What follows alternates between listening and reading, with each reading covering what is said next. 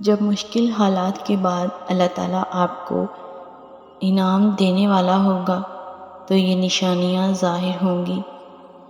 اپنی تکلیف کو دیکھو، اگر اس تکلیف میں تم اللہ کے قریب ہو تو سمجھ لو کہ اللہ تمہیں انعام دینے والا ہے۔ تم ابھی جس مقام پر ہو وہ اللہ پاک کے منصوبے کا ایک حصہ ہے، اور اس سے گزر کر تمہارے لیے وہ سب ہے جو تم مانگتے ہو۔ یہ بے سکونی اور یہ الجھن تمہیں اللہ پاک تک واپس لے جانے کے لیے ہے۔ تم زندگی کے جس مرحلے پر ابھی کھڑے ہو اس میں اللہ پاک کی رضا ہے۔ جب تم یقین کا دعویٰ کرنے لگتے ہو تب وہ تمہارا یقین آزماتا ہے، ان چیزوں کے ذریعے جن کے بغیر رہنے کا تم تصور بھی نہیں کر سکتے ہو۔ وہ ان چیزوں کو تم سے چھینتا نہیں ہے بلکہ اپنے پاس سنبھال لیتا ہے اس وقت کے لیے جب تم اسے منانے آؤ، اور وہ تمہاری جھولی میں انہیں واپس رکھ دے۔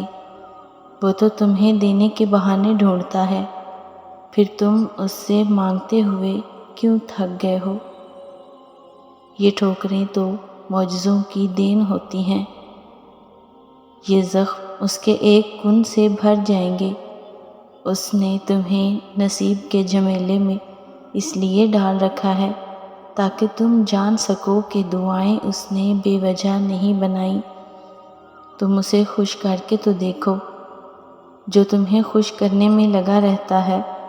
تم اس کے سامنے سر جھکا کر تو دیکھو، وہ سارے معجزے تمہارے قدموں میں لے آئے گا، اور ایسا تو کچھ بھی نہیں جو اس کے کن کے بعد بھی نہ ہو سکے۔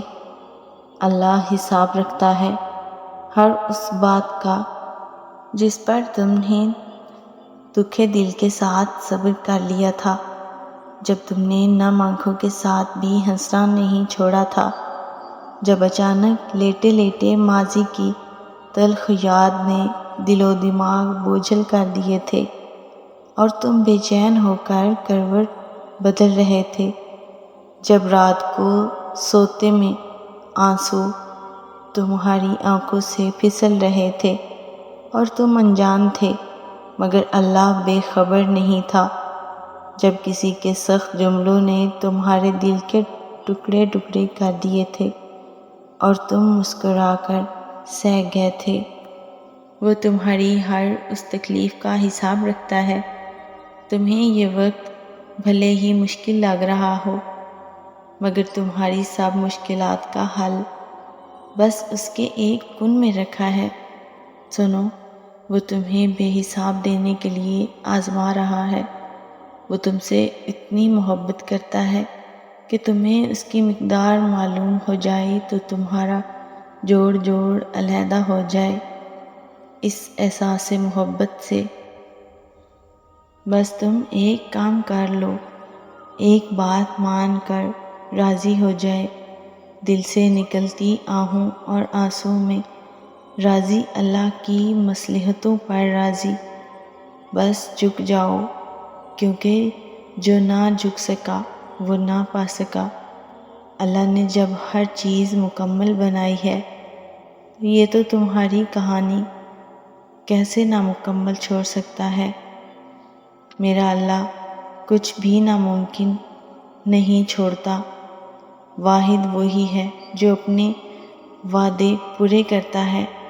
جو دروازے تمہیں بند نظر آ رہے ہیں ان تک پہنچنا ممکن نہیں ہے، بس ان تک پہنچنے کا راستہ تمہارے سوچے ہوئے راستے سے الگ ہے، کیونکہ کچھ چیزیں تمہاری سمجھ میں کبھی بھی نہیں آ سکتی، اس لیے اللہ نے کچھ جواب خود تک محدود رکھے ہیں، اور جب اللہ عطا کرنے پہ آتا ہے تب وہ یہ نہیں دیکھتا کہ وہ چیز تمہارے نصیب میں بھی ہے یا نہیں، وہ تو بس تڑپ دیکھتا ہے کہ اسے پانے کے لیے تڑپ تم میں ہے یا نہیں، اور پھر وہ اپنے پوشیدہ راستوں سے تمہیں انہی بند دروازوں کے پار اس پار لے جاتا ہے جہاں جانے کا خیال بھی تمہیں ناممکن لگتا ہے؟